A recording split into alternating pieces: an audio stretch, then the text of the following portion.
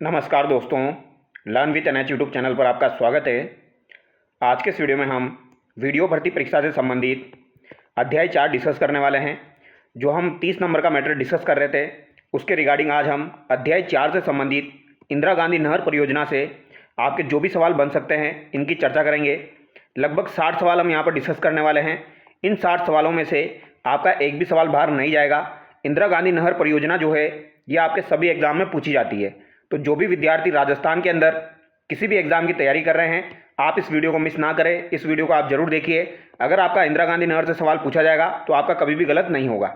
तो चलिए बिना देरी के शुरुआत करते हैं। पहला सवाल देखिए, इंदिरा गांधी नहर परियोजना के संबंध में निम्नलिखित कथनों पर विचार कीजिए।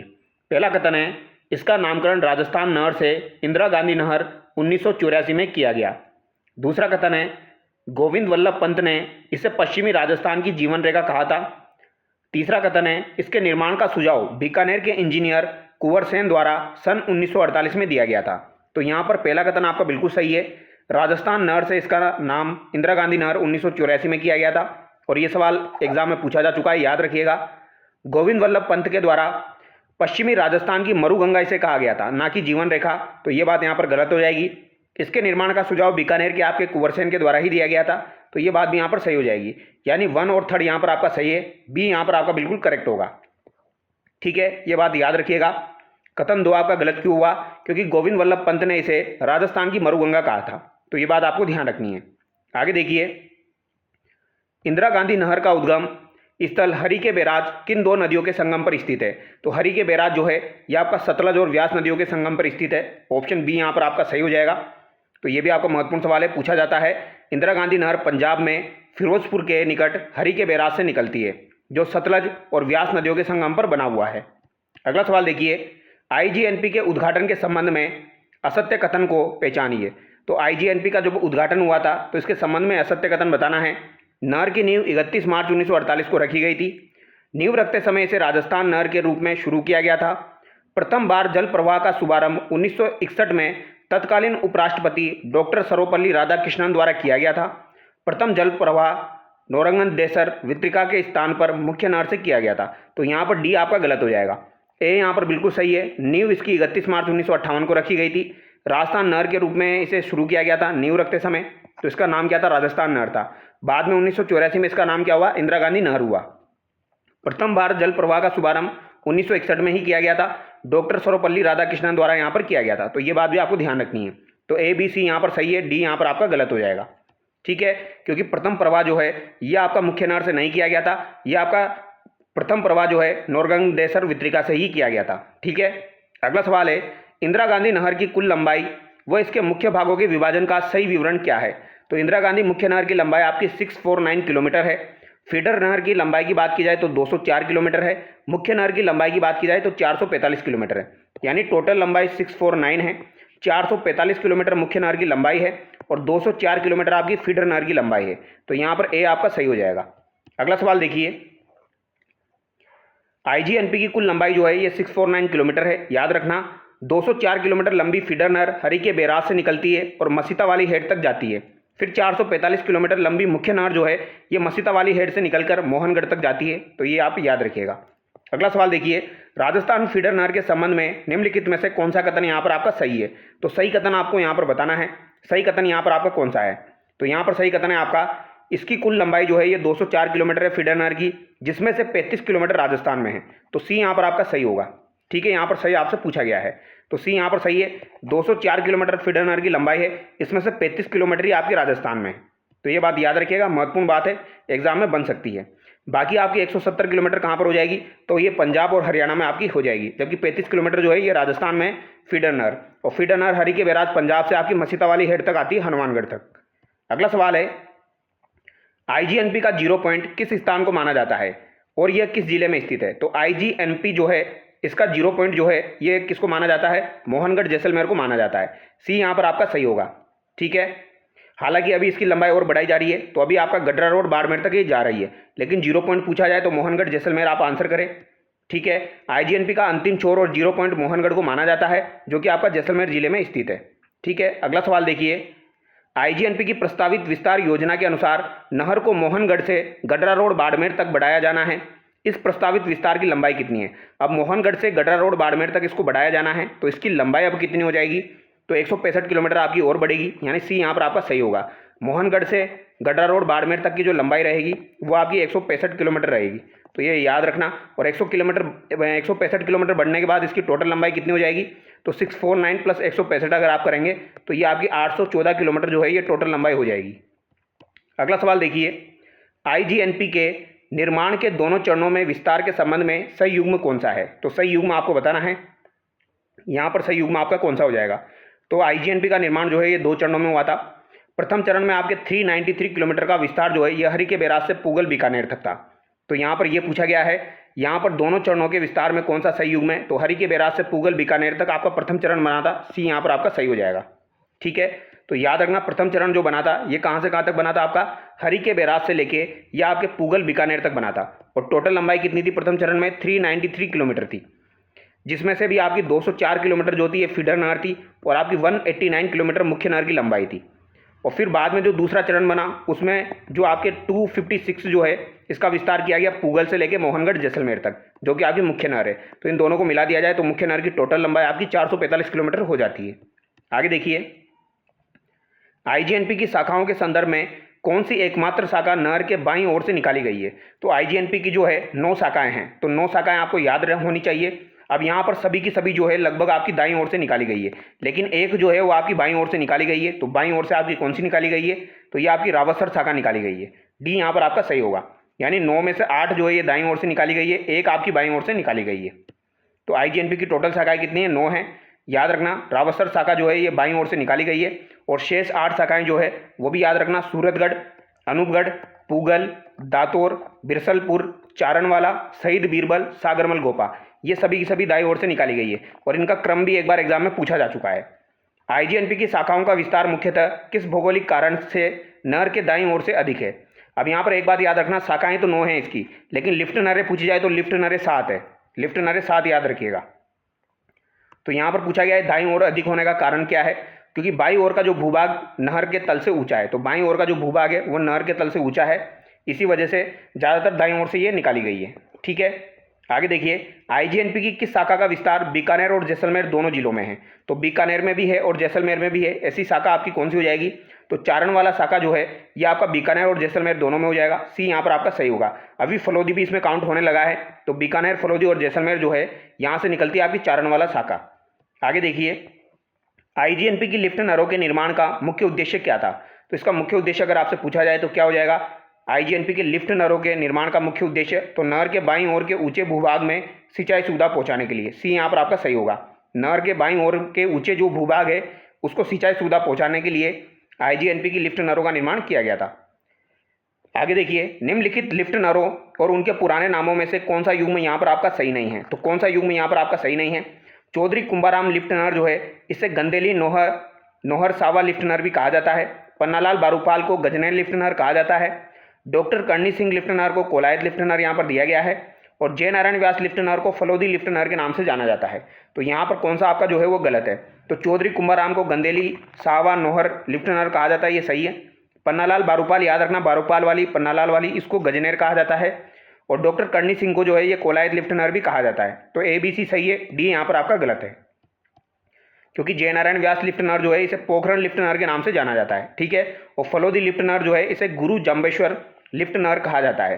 तो फलोदी लिफ्ट नहर का पुराना नाम क्या है? गुरु जाम्बेश्वर लिफ्ट नहर हो जाएगा। आगे देखिए, कौन सी लिफ्ट नहर सर्वाधिक जिलों को पेयजल उपलब्ध करवाती है? हनुमानगढ़ को, बीकानेर को, चूरू को और झुंझुनू को। तो ये कौन सी हो जाएगी? आपकी चौधरी कुंभाराम लिफ्ट नहर हो जाएगी, बी यहाँ पर आपका सही होगा। ये 4 जिलों को आपके सिंचाई सुविधा प्रोवाइड करवाती है, हनुमानगढ़, बीकानेर, चूरू और झुंझुनू। आगे देखिए, आईजीएनपी की सबसे पहली, सबसे लंबी और बीकानेर की जीवन रेखा कही जाने वाली लिफ्ट नहर कौन सी है? तो बीकानेर की जीवन रेखा कही जाने वाली लिफ्ट नहर आपकी कौन सी हो जाएगी? तो ये कवरसेन लिफ्ट नहर हो जाएगी, जिसका पुराना नाम क्या था? तो इसका याद रखना लूण करणसर भी इसे कहा जाता है। तो लूण करणसर लिफ्ट नहर के नाम से भी इसे जाना जाता था। तो कवरसेन और लूण करणसर आपकी एक ही हो जाएगी।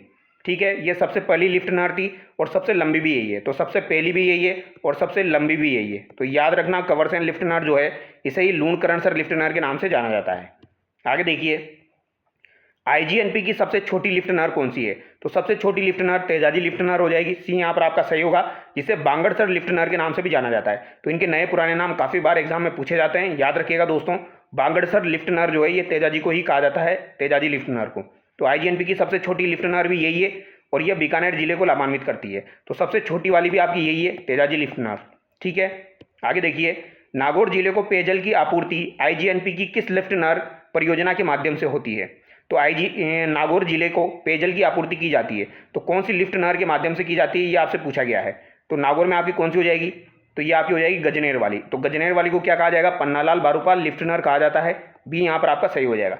ये बीकानेर और नागौर को लाभान्वित करती है, ये आपको ध्यान रखना है। आगे देखिए, आईजीएनपी की एकमात्र लिफ्ट नहर कौन सी है जो बीकानेर जिले में स्थित नहीं है? तो बीकानेर जिले में कौन सी स्थित नहीं है, यह आपसे पूछा गया है। चौधरी कुंभाराम है, गुरु जाम्बेश्वर है, जय नारायण व्यास और तेजाजी लिफ्ट नहर। तो कौन सी यहाँ पर आपकी बीकानेर में नहीं है? तो जय नारायण व्यास लिफ्ट नहर जो है ये आपकी कहाँ कहाँ पर है? ये एक तो जैसलमेर में है और एक आपकी जोधपुर में है। तो जैसलमेर जोधपुर में हो जाएगी आपकी कौन सी? जय नारायण व्यास लिफ्ट नहर, जिसे पोखरण लिफ्ट नहर के नाम से भी जाना जाता है। ठीक है, जिसका विस्तार बीकानेर जिले में नहीं है, इसका विस्तार जैसलमेर और जोधपुर में हो जाएगा। आगे देखिए, आईजीएनपी की अंतिम छोर पर स्थित मोहनगढ़ से निकलने वाली दो उपशाखाएं किस महत्वपूर्ण भूगर्भीय जल पट्टी को जलापूर्ति करती है? तो ये लाटी सीरीज को जलापूर्ति करती है। सी यहाँ पर आपका सही हो जाएगा। तो मोहनगढ़ से निकलने वाली दो उपशाखाएं जो है ये लाटी सीरीज को जो है ये जलापूर्ति करती है। आगे देखिए, आपनी योजना किस देश के सहयोग से शुरू की गई और इसका संबंध किस लिफ्ट नहर से है? तो आपनी योजना जो है ये किस देश के सहयोग से शुरू की गई थी? तो जर्मनी के सहयोग से शुरू की गई थी और चौधरी कुंभाराम लिफ्ट नहर जो है वो इससे संबंधित है। बी यहाँ पर आपका सही हो जाएगा। आपनी परियोजना जो है इससे सर्वाधिक लाभान्वित जिला जो है वो हनुमानगढ़ है। हनुमानगढ़ चूरू इससे लाभान्वित होते हैं और ये जर्मनी के सहयोग से शुरू की गई थी। तो ये भी आपको ध्यान रखना है, इंपॉर्टेंट सवाल है, ये सवाल काफ़ी बार एग्जाम में आता रहता है। तो याद रखिएगा, आपनी योजना जर्मनी के सहयोग से शुरू की गई। चौधरी कुंभाराम आर्य लिफ्ट नहर के तहत चूरू, हनुमानगढ़, झुंझुनू के गांवों को पेयजल उपलब्ध कराने के लिए ये योजना आपकी जर्मनी के सहयोग से शुरू की गई थी। आईजीएनपी पर स्काडा सिस्टम लागू किया गया। स्काडा का मुख्य कार्य क्या है? तो स्काडा का मुख्य कार्य क्या होता है? पानी के प्रवाह का आकलन करना और इलेक्ट्रॉनिक नियंत्रण करना। सी यहाँ पर आपका सही हो जाएगा। तो स्काडा का क्या हो जाएगा? Supervisory control and data acquisition. तो ये आपको याद रखना है, ये आपकी एक इलेक्ट्रॉनिक नियंत्रण प्रणाली है। आगे देखिए, राजस्थान में स्काडा सिस्टम सर्वप्रथम किस बांध पर लगाया गया था? तो सर्वप्रथम स्काडा सिस्टम जो है ये आपका बिसलपुर बांध में लगाया गया था। इंपॉर्टेंट सवाल है, पूछा जा सकता है। इसके बाद दूसरी बार ये आपका जवाई बांध पाली में लगाया गया था। फिर इसके बाद आपका गंगनहर और आईजीएनपी पर लागू किया गया। अगला सवाल है, राजीव गांधी लिफ्ट नहर को किस शहर की जीवन रेखा कहा जाता है? तो राजीव गांधी लिफ्ट नहर जो है इसे जोधपुर शहर की जीवन रेखा कहा जाता है। ये याद रखिएगा, जोधपुर शहर की जीवन रेखा आपकी राजीव गांधी लिफ्ट नहर हो जाएगी। इंपॉर्टेंट सवाल है, पूछा जाता है। अगला सवाल देखिए, आईजीएनपी की वितरिकाओं सहित कुल लंबाई कितनी है? तो आईजीएनपी की अगर वितरिकाओं को काउंट किया जाए तो इसकी जितनी भी डिस्ट्रीब्यूटरीज है अगर उनको काउंट किया जाए तो टोटल लंबाई आईजीएनपी की कितनी हो जाएगी, ये आपसे पूछा गया है। यानी इसकी लिफ्ट नहर है, इसकी जो आपकी शाखाएं हैं सबको मिला दिया जाए तो 9413 किलोमीटर जो है ये इसकी लंबाई हो जाएगी। कितनी हो जाएगी? 9413 किलोमीटर जो है वो इसकी लंबाई हो जाएगी। आगे देखिए, क्वेश्चन नंबर 25, निम्नलिखित में से कौन सा जिला केवल आईजीएनपी से पेयजल सुविधा प्राप्त करता है, सिंचाई सुविधा नहीं? तो आईजीएनपी से केवल पेयजल सुविधा ही उसे मिलती है, सिंचाई नहीं मिलती है। तो ये कौन सा जिला आपका हो जाएगा? तो यहाँ पर झुंझुनू हो जाएगा। 4 जिले ऐसे हैं, एक तो आपका झुंझुनू है, एक आपका सीकर है, तो सीकर, झुंझुनू और एक नागौर है और एक आपका बाड़मेर है। ये 4 जिले ऐसे हैं जिनको केवल पेयजल सुविधा यहाँ पर मिल रही है। ठीक है, तो सीकर, झुंझुनू और नागौर और बाड़मेर आपको याद रखना है। झुंझुनू को चौधरी कुंभाराम आर्य लिफ्ट नहर के माध्यम से पेयजल मिलता है। आगे देखिए, क्वेश्चन नंबर 26, आईजीएनपी के संबंध में निम्नलिखित कथनों में से कौन सा कथन आपका असत्य है? तो कौन सा कथन यहाँ पर असत्य है? इस परियोजना को वर्ल्ड बैंक के आर्थिक सहयोग से शुरू किया गया था। आईजीएनपी की रावतसर शाखा हनुमानगढ़ जिले को लाभान्वित करती है। नहर के निर्माण का प्रथम चरण हरी के बैराज से मसीतावाली हेड तक था। आईजीएनपी बोर्ड का गठन जयपुर में किया गया। तो आईजीएनपी बोर्ड का गठन जयपुर में किया गया, ये बात भी आपकी सही है। तो यहाँ पर गलत आपका कौन सा है? सी यहाँ पर आपका गलत है, क्योंकि पहला चरण जो था ये हरी के बैराज से आपका कहाँ तक चला था दोस्तों? पूगल बीकानेर तक चला था। ठीक है, तो याद रखना, पहला चरण आपका हरी के बैराज से लेकर पूगल बीकानेर तक चला था, जिसमें फीडर नहर और मुख्य नहर दोनों शामिल थे। फीडर नहर की लंबाई उसमें आपकी शामिल थी 204 किलोमीटर, ये आपको ध्यान रखना है। मुख्य नहर की भी आपकी 189 किलोमीटर यहाँ पर शामिल थी। ठीक है, और मुख्य नहर की अगर पहले चरण की दोनों चरणों की मिला दे तो 445 किलोमीटर टोटल हो जाती है। इसके बाद देखिए हरी के बैराज से फिर मसीता वाली हेड तक का हिस्सा केवल फीडर नहर है, न कि पूरा प्रथम चरण। तो केवल फीडर नहर का पूछा जाए तो फीडर नहर जो है ये आपकी हरी के बैराज से चलती है और ये कहाँ तक जाती है, मसीता वाली हेड तक जाती है। तो हरी के बैराज से मसीता वाली हेड तक आपकी केवल फीडर नहर जाती है। आगे देखिए आईजीएनपी बोर्ड का गठन किस वर्ष और कहाँ किया गया था। तो जयपुर में किया गया था और किस वर्ष किया गया था, 1958 में किया गया था। तो 1958 में आपके जयपुर में दोस्तों आईजीएनपी बोर्ड का गठन किया गया था। इंपॉर्टेंट है, पूछा जाता है। बहुत सारे बच्चे क्या है जोधपुर आंसर कर देते हैं, तो जयपुर याद रखना। आईजीएनपी बोर्ड का गठन कहाँ पर हुआ था, जयपुर में हुआ था 1958 में। आगे देखिए आईजीएनपी के द्वितीय चरण में निर्मित मुख्य नहर की लंबाई कितनी है। तो द्वितीय चरण में जो निर्मित हुआ है उसमें मुख्य नहर की लंबाई आपसे पूछी गई है, वो आपकी कितनी हो जाएगी, 189 किलोमीटर, 204 किलोमीटर, 256 किलोमीटर। तो ये कितनी हो जाएगी आपकी, 256 किलोमीटर हो जाएगी।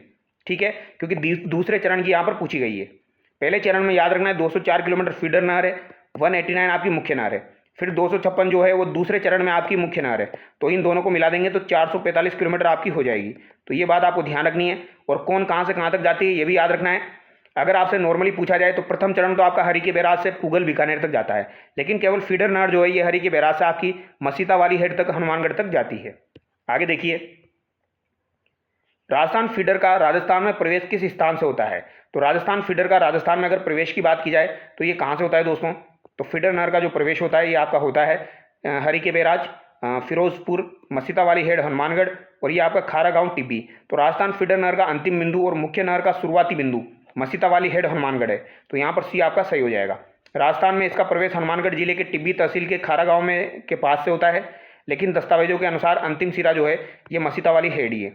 आगे देखिए निम्नलिखित में से कौन सी लिफ्ट नहर जोधपुर और जैसलमेर दोनों जिलों को लाभान्वित करती है। तो दोनों जिलों को लाभान्वित करने वाली कौन सी लिफ्ट नहर हो जाएगी जो कि जोधपुर को और जैसलमेर को लाभान्वित करेगी। तो ये भी हमने देखा था, फलोदी लिफ्ट नहर हो जाएगी आपकी गुरु जाम्बेश्वर वाली, बी यहाँ पर आपका सही होगा। आगे देखिए आईजीएनपी की लिफ्ट नहरों और उससे लाभान्वित जिलों के युग्मों में से कौन सा सही सुमेलित है। तो यहाँ पर कौन सा आपका सही सुमेलित है, डॉक्टर करणी सिंह लिफ्ट नहर बीकानेर फलोदी, गुरु जाम्बेश्वर आपका बीकानेर गंगानगर। आगे देखिए तेजाजी लिफ्ट नहर बीकानेर नागौर, पन्नालाल बारूपाल लिफ्ट नहर केवल आपकी बीकानेर। तो यहाँ पर कौन सी आपकी सही सुमेलित हो जाएगी, तो करणी सिंह वाली जो थी ए यहाँ पर आपका बिल्कुल सही होगा, बीकानेर फलोदी वाला। ठीक है, करणी सिंह लिफ्ट नहर जो है ये बीकानेर और आपके जोधपुर यानी फलोदी को लाभान्वित करती है। अन्य विकल्प यहाँ पर गलत है। क्यों गलत है, क्योंकि गुरु जाम्बेश्वर जो है दोस्तों ये बीकानेर, जोधपुर और जैसलमेर को लाभान्वित करेगी। तेजाजी जो है ये आपकी केवल बीकानेर को लाभान्वित करेंगे। और पन्नालाल बारूपाल वाली जो है ये बीकानेर नागौर यानी गजनेर वाली हो जाएगी, बीकानेर नागौर वाली पन्नालाल बारूपाल। आईजीएनपी के निर्माण के प्रथम चरण में कुल कितनी लंबाई का निर्माण हुआ जिसमें फीडर और मुख्य नहर दोनों शामिल है। तो आईजीएनपी के प्रथम चरण में कुल कितनी लंबाई का निर्माण हुआ था। तो प्रथम चरण में 393 किलोमीटर का निर्माण हुआ था, जिसमें से 204 किलोमीटर फीडर नहर थी और 189 किलोमीटर जो थी वो आपकी क्या थी, मुख्य नहर हो जाएगी। ये आपको याद रखना है।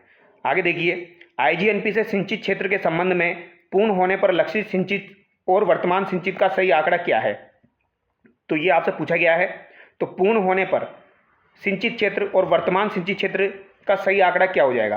तो वर्तमान सिंचित क्षेत्र का आंकड़ा जो है ये तो आपका 16.17 लाख हो जाएगा और लक्षित जो है वो 19.65 लाख हेक्टेयर हो जाएगा।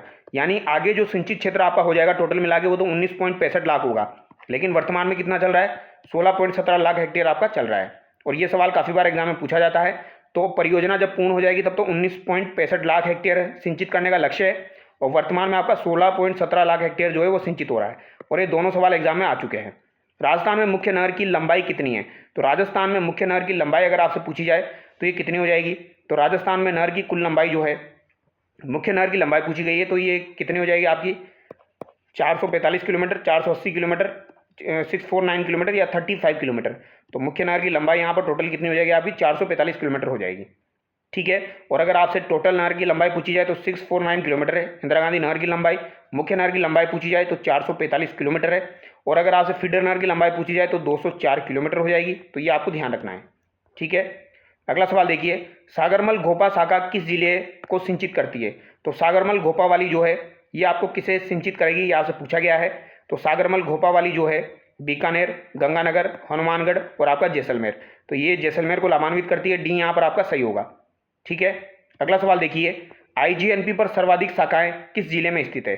तो सर्वाधिक शाखाओं की बात की जाए तो बीकानेर जिले में स्थित है, सी यहाँ पर आपका सही होगा। 9 शाखाओं में से सर्वाधिक शाखाएं आपकी पूगल, दातोर, बिरसलपुर, चारणवाला, ये सब आपकी कहाँ पर है, बीकानेर में है।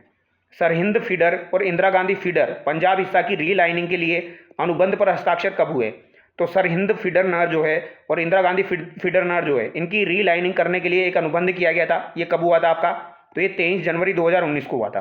कब हुआ था? 23 जनवरी 2019 को हुआ था, याद रखिएगा। रीलाइनिंग परियोजना के तहत प्रतिवर्ष कितने दिनों की नहरबंदी क्लोजर का प्रावधान है? यानी रीलाइनिंग परियोजना जो चल रही है उसके अंतर्गत कितने दिन का क्लोजर किया जाएगा? तो 70 दिन तक जो है वो क्लोजर किया जा सकता है, यानी बंद रखा जा सकता है, ताकि जो नई नहर जो है रीलाइनिंग जो है उसका निर्माण किया जा सके। आर्थिक समीक्षा 2024-25 के अनुसार चौधरी कुंभाराम आर्य लिफ्ट नहर योजना के तहत अतिरिक्त सिंचाई सुविधा प्रदान करने के लिए कितनी नई नहरों का निर्माण प्रगतिरत है?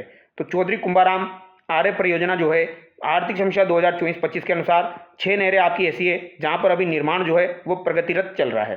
तो यहाँ पर आपका राइट आंसर क्या हो जाएगा? 6 यहाँ पर आपका करेक्ट होगा।